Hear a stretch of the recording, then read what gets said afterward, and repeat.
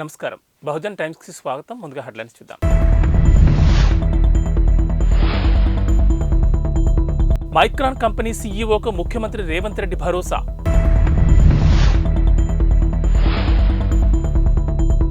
CM Revanth రెడ్డిని కలిసిన Harvard university అధ్యాపకుల బృందం.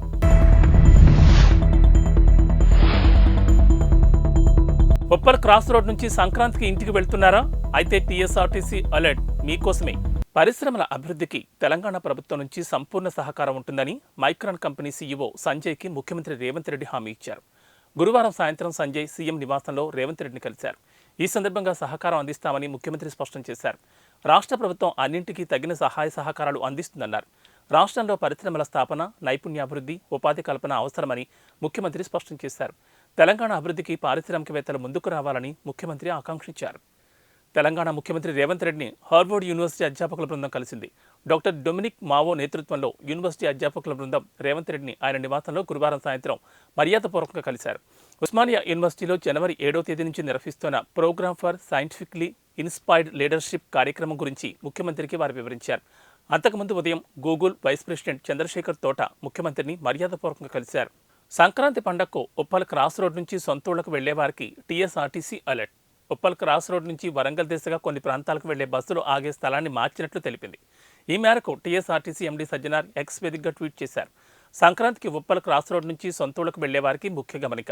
ఉప్పల్ క్రాస్ రోడ్ నుంచి భువనగిరి, యాదగిరిగుట్ట, మోత్కూర్, తొర్రూరు వైపునకు వెళ్లే బస్సులు ఆగే స్థలాలను టీఎస్ఆర్టీసీ మార్చింది. హనుమకొండ వైపునకు వెళ్లే బస్సులు యథావిధి స్థానంలో అవుతుండగా యాదగిరిగుట్ట, తొర్రూరు బస్టాప్లను లిటిల్ ఫ్లవర్ స్కూల్ సమీపంలోకి టీఎస్ఆర్టీసీ మార్చింది. ఒక్కో బస్టాప్ను 300 మీటర్ల గ్యాప్తో ఏర్పాటు చేసింది. మహాలక్ష్మి పథకం నేపథ్యంలో మహిళల రద్దీ దృష్ట్యా ఈ నిర్ణయం తీసుకుంది. కాబట్టి ఈ సంక్రాంతికి రెగ్యులర్, స్పెషల్ బస్సులన్నీ ఉప్పల్ క్రాస్ రోడ్ సమీపంలోని ఈ బస్ స్టాప్ల నుంచే బయలుదేరతాయి. ప్రయాణికులందరూ ఈ విషయాన్ని దృష్టిలో ఉంచుకుని క్షేమంగా గమ్యస్థానాలకు చేరుకోవాలని టీఎస్ఆర్టీసీ కోరుతోందని సజ్జనార్ ట్వీట్ చేశారు. ఇటీవల శాసనసభలో కాంగ్రెస్ పార్టీకి తాము ట్రైలర్ మాత్రమే చూపించామని, ఇక ముందు సినిమాను చూపిస్తామని బీఆర్ఎస్ సిద్దిపేట ఎమ్మెల్యే హరీష్ రావు అన్నారు. గురువారం ఆయన మాట్లాడుతూ తెలంగాణ ప్రయోజనాలు కాపాడడం బీఆర్ఎస్ వల్లే సాధ్యమవుతుందన్నారు. కాళేశ్వరం ప్రాజెక్టు, విద్యుత్ అంశాల్లో తమ హయాంలో భారీ అవినీతి జరిగిందని కాంగ్రెస్ నాయకులు అబద్ధ ప్రచారం చేస్తున్నారని విమర్శించారు. ఇక ముందు వారికి సినిమాను చూపిస్తామన్నారు. పార్టీ కార్యకర్తలను కాపాడుకోవడానికి ఓ ట్రస్ట్ ఏర్పాటు చేయనున్నట్లు తెలిపారు. అలాగే అక్రమ కేసుల నుంచి కాపాడుకోవడానికి లీగల్ సెల్ని ఏర్పాటు చేసుకుంటామన్నారు. కేంద్ర మంత్రిగా ఉన్న కిషన్ రెడ్డి తెలంగాణకు ఒక్క ప్రాజెక్టును కూడా తీసుకురాలేదని విమర్శించారు. రానున్న లోక్సభ ఎన్నికల్లో కాంగ్రెస్ పార్టీని రాష్ట్రంలోని 17 స్థానాల్లో గెలిపించమే లక్ష్యంగా పనిచేస్తామని తెలంగాణ మంత్రి పొన్నం ప్రభాకర్ అన్నారు. అసెంబ్లీ ఎన్నికల్లో పార్టీకి పట్టం కట్టిన ప్రజలు పార్లమెంట్ ఎన్నికల్లోనూ తమ పార్టీ వైపే చూస్తున్నారన్నారు. రాష్ట్రంతో పాటు కేంద్రంలోనూ కాంగ్రెస్ ప్రభుత్వం ఉంటేనే తెలంగాణకు మరిన్ని నిధులు వస్తాయన్నారు. రానున్న లోక్సభ ఎన్నికల్లో అనుసరించాల్సిన వ్యూహంపై పార్టీలు చర్చించామన్నారు. రానున్న లోక్సభ ఎన్నికల్లో కాంగ్రెస్ 17 లోక్సభ స్థానాలకు గాను 14 చోట్ల ఖచ్చితంగా గెలుస్తుందని మంత్రి ఉత్తమ్ కుమార్ రెడ్డి ధీమా వ్యక్తం చేశారు.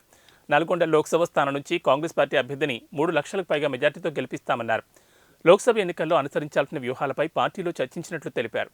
కాగా అంతకుముందు లోక్సభ స్థానాల సమన్వయకర్తలతో ఏఐసీసీ నేతలు సమావేశం నిర్వహించారు. గూగుల్ వైస్ ప్రెసిడెంట్ చంద్రశేఖర్ తోట తన ప్రతినిధులతో కలిసి తెలంగాణ ముఖ్యమంత్రి రేవంత్ రెడ్డిని మర్యాదపూర్వకంగా కలిశారు. రాష్ట్రంలో పెట్టుబడులపై వారి మధ్య చర్చ జరిగింది. ప్రభుత్వంతో కలిసి పనిచేయడానికి గూగుల్ వైస్ ప్రెసిడెంట్ సంసిద్ధతను వ్యక్తం చేశారు.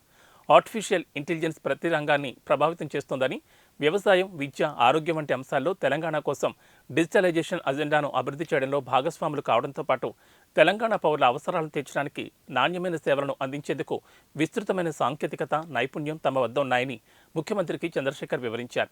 ఈ సందర్భంగా గూగుల్ మ్యాప్స్, గూగుల్ ఎర్త్ ప్లాట్ఫామ్ల ద్వారా సాధ్యమయ్యే రహదారి భద్రతపై కూడా ముఖ్యమంత్రి చర్చించారు. ఈ సమావేశంలో మంత్రులు శ్రీధర్ బాబు, కోమటిరెడ్డి వెంకటరెడ్డి కూడా పాల్గొన్నారు. భారత వాతావరణ విభాగం ఐఎండీ కీలక ప్రకటన చేసింది. వాతావరణ పరిస్థితులను చిన్నకారు రైతులు గ్రామీణ స్థాయిలో సైతం తెలుసుకునేందుకు వీలుగా మొత్తం 12 భారతీయ భాషల్లో గ్రామ పంచాయతీ స్థాయిలో వాతావరణ అంచనాలను విడుదల చేయనున్నట్లు వెల్లడించింది. వచ్చే వారం నుంచి ఇంగ్లీష్, హిందీతో పాటు ఇతర భాషల్లో సమాచారాన్ని అందించనున్నట్లు IMD director general Mrutyunjay Mohapatra గురువారం తెలిపారు. పంచాయతీ వాతావరణ సేవ ద్వారా సమాచారాన్ని పొందవచ్చని అన్నారు. తుఫాన్లు వంటి తీవ్రమైన హెచ్చరికలు, గరిష్ట, కనిష్ట ఉష్ణోగ్రతలు, గాలిలో తేమ శాతం, గాలుల వేగం వంటి వివరాలు తెలుసుకోవచ్చని వివరించారు. దేశంలో ప్రతి గ్రామంలో తక్కువలో తక్కువ 5-6 రైతులకు నేరుగా వాతావరణ రిపోర్టులు పంపించాలన్నదే తమ లక్ష్యమని మహాపాత్ర వెల్లడించారు. వాతావరణానికి సంబంధించిన సూచనలు, సలహాలను మండలాల స్థాయి నుంచి గ్రామాల స్థాయికి తీసుకెళ్లడం సాధ్యమైందని ఈ సందర్భంగా ఆయన అన్నారు. రానున్న 5 ఏళ్లలో రాడార్ల సంఖ్య 39 నుంచి 86కి పెరుగుతుందని, రాష్ట్రాలతో కలిసి ఆటోమేటిక్ వాతావరణ కేంద్రాలను పెంచుతున్నామని తెలిపారు.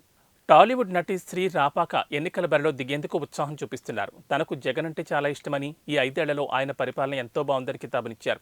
నవరత్నాల పథకాలను సక్రమంగా అమలు చేస్తున్నారని, ప్రతి ఒక్క వర్గానికి న్యాయం చేస్తున్నారని కొనియాడారు. జగన్ అవకాశం ఇస్తే ఎన్నికల్లో పోటీ చేస్తానని చెబుతున్నారు.